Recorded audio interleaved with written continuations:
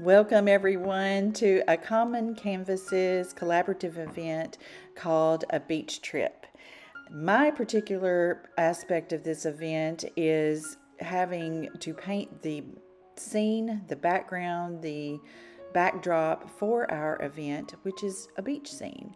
And I'm calling my beach scene project A Day at the Beach. So, those of us who are creating for this event were all assigned different elements or aspects of a beach scene, and my assignment was to paint the actual beach scene, the backdrop for our event. So, after I began by using an 8x10 canvas board that I buy in bulk from Amazon and tape off my edges with some frog tape, I gesso my board, and now I am placing my horizon line, and next I will place an angle for where my ocean meets the beach.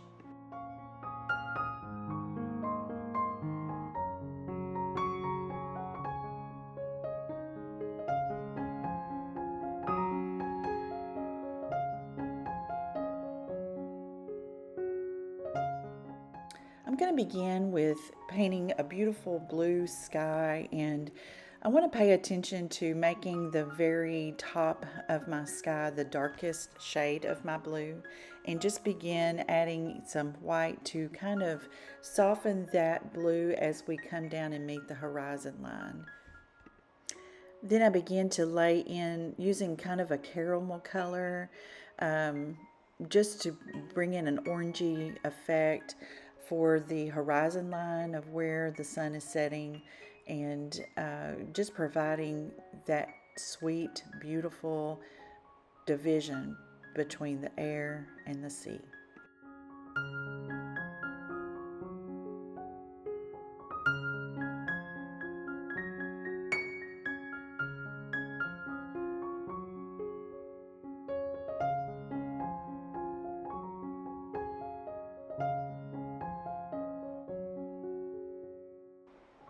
I think it's really important to get this effect, this sweet division between the sun setting into the richness of the upper atmosphere, just by layering and using an ombre technique to blend in the rich color of the sunset into the deep blue at the top of the atmosphere. And you just do that and achieve that by blending and using some white to help meld the colors together.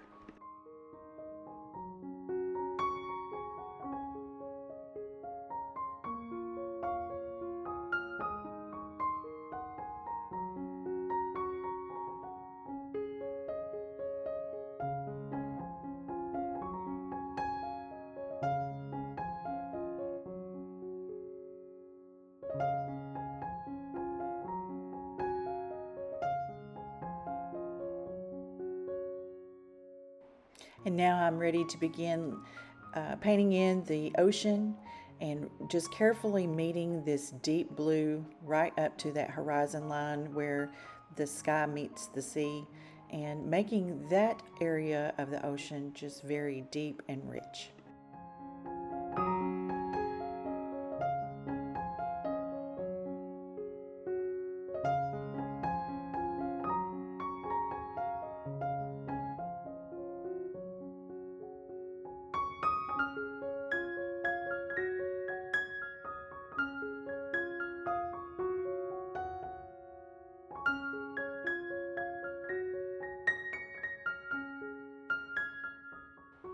And now we're going to add a little bit of interest to our shoreline and create kind of a little rise in the landscape there in the distance, just kind of drawing our eye up the beach.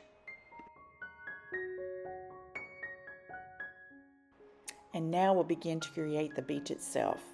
Using a lighter shade of brown or a beige color, we're just going to lay in that foundation, imagining where the sand is meeting the water, and creating that not to be a straight line, but keeping it wavy, keeping it uneven, because, the water just goes where the water goes, and it doesn't go in a straight line.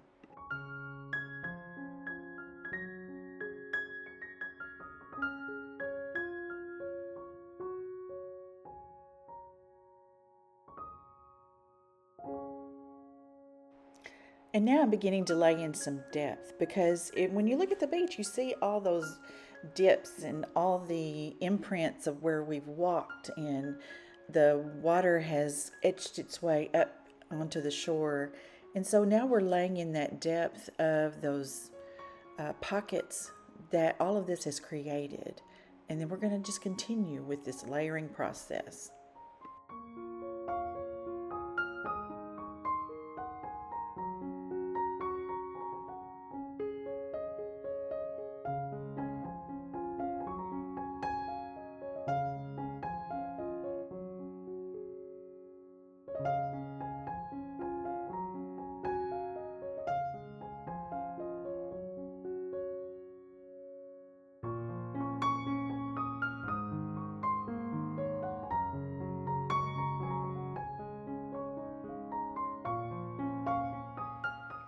And while I let the paint on the beach dry and settle, I'm going to come back to my sky and add in a sweet cloud. And I'm just tapping in some white and taking a paper towel or a baby wipe and just smear it out, just rub it out, because I want my cloud to be somewhat transparent and not look so flat and dense on my surface. I want that transparent look.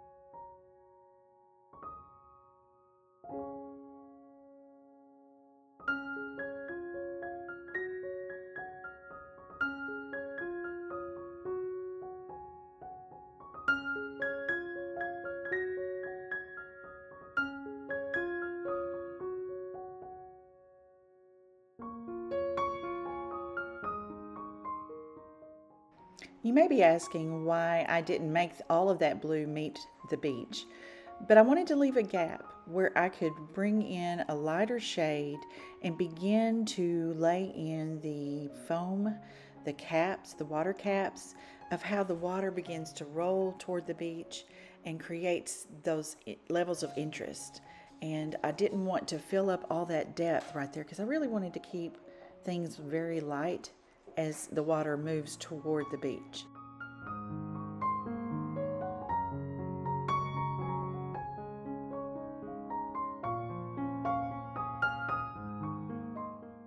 And now I'm pulling in some deeper colors to create that depth, that shadow effect where the waves are arching over and creating those different levels of shadow and light, and kind of also using this as an opportunity to make placement for my rolling waves.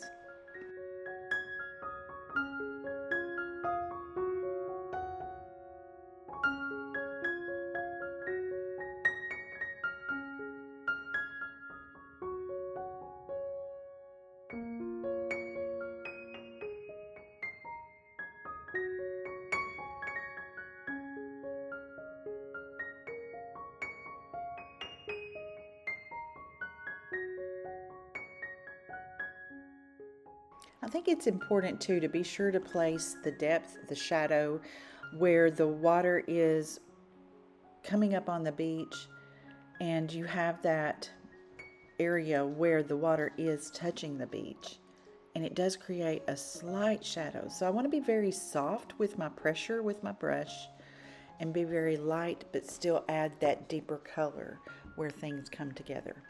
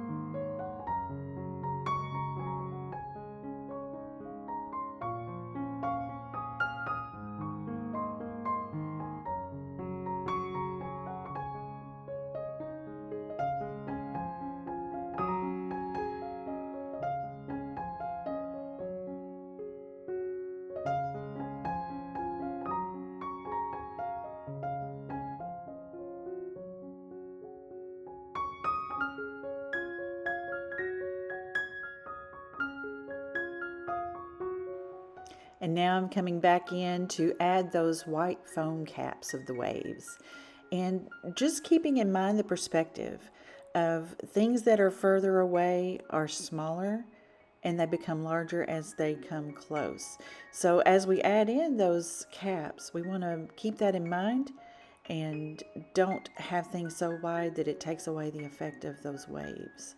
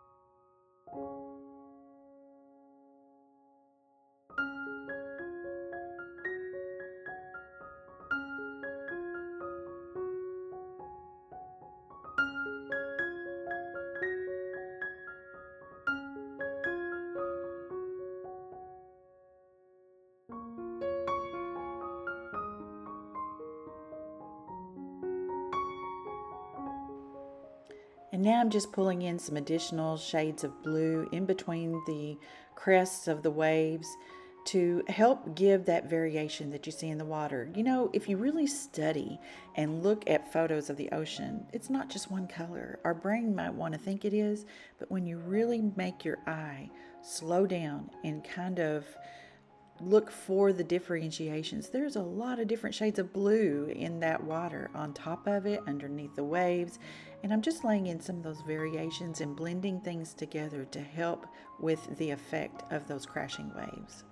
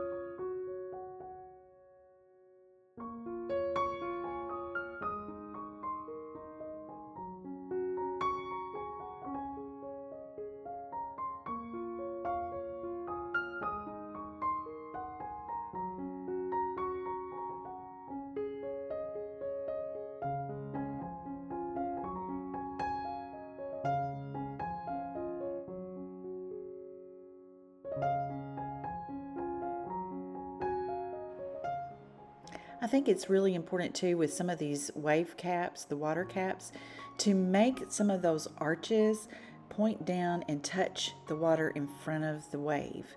That kind of adds to the effect of the waves. And keep in mind, nothing's in a straight line. Very little things in nature are just straight. They're very uneven and they're perfectly imperfect. And that's what we're trying to create, is that effect right here.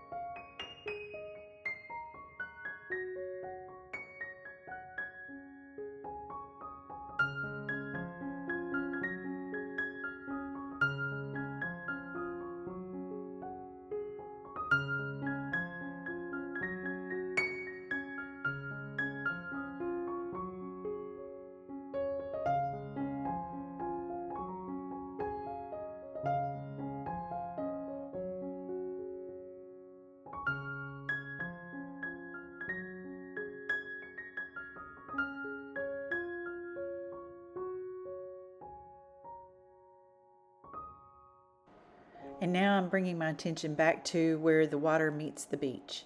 And we're adding in those depth areas of the beach where there's shadow created by the water.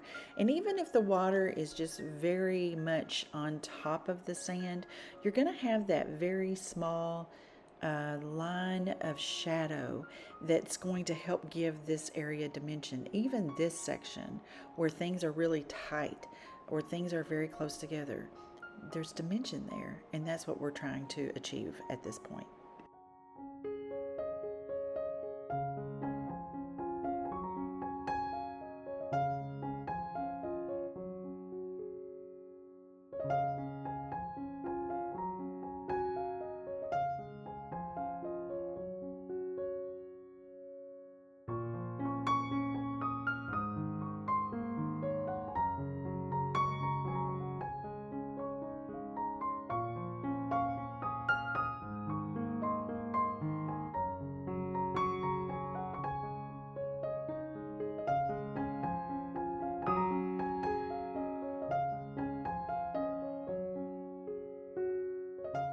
I'm continuing adding depth in my sand.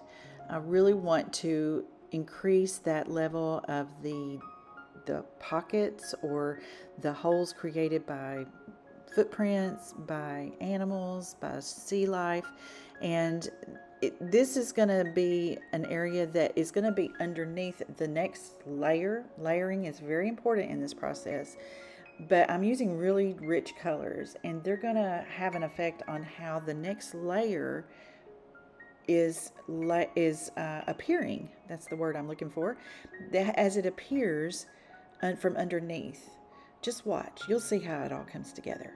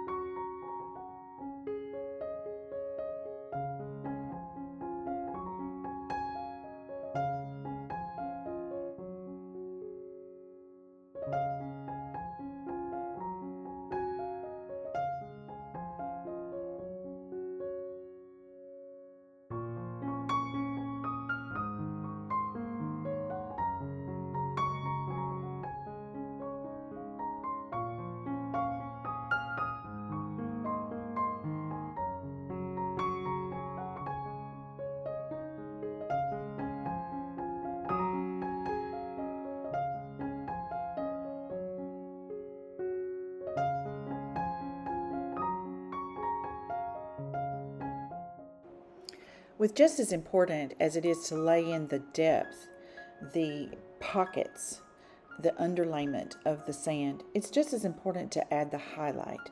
So I'm coming in with a lighter color, just mixing in some white or cream into the browns that I've been using and really enhancing those highlights of the sand, because as much as there is the depth, the darkness in those areas, there's very much where the light is hitting that upper layer of the sand and gives it such a beautiful effect.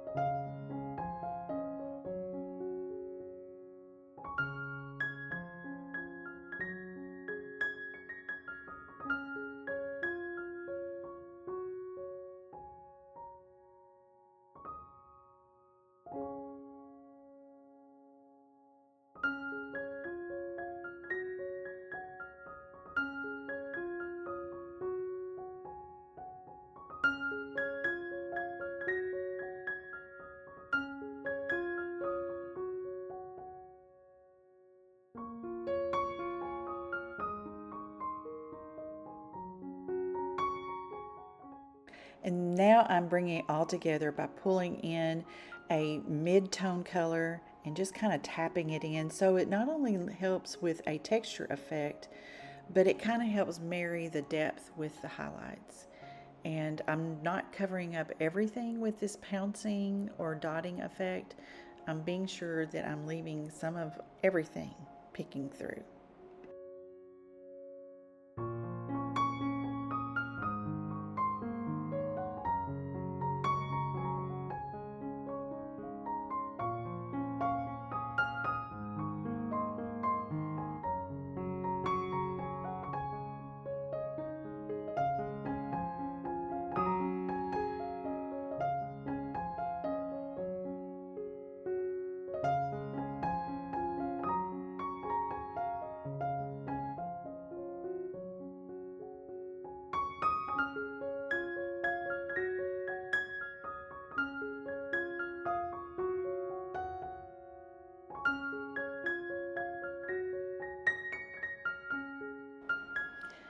And to help complete the beach area, I'm coming back in and reinforcing some of the depth, just very lightly dotting it in, and then I'm going to bring a dry brush and blend it all out so that it doesn't look like a bunch of dots, but it will look like an effect of depth that we haven't covered up.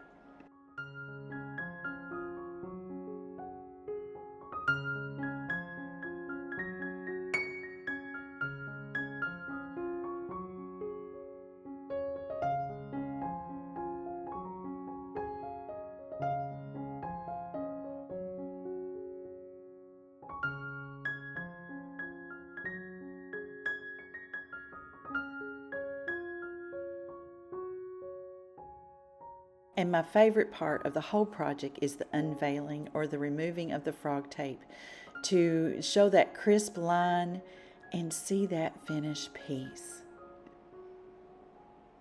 Just taking a little bit of the color that I use for the sand just to kind of clean up this edge. And I hope you guys have enjoyed this tutorial. Please subscribe to me for more, and I look forward to seeing you right here again next time.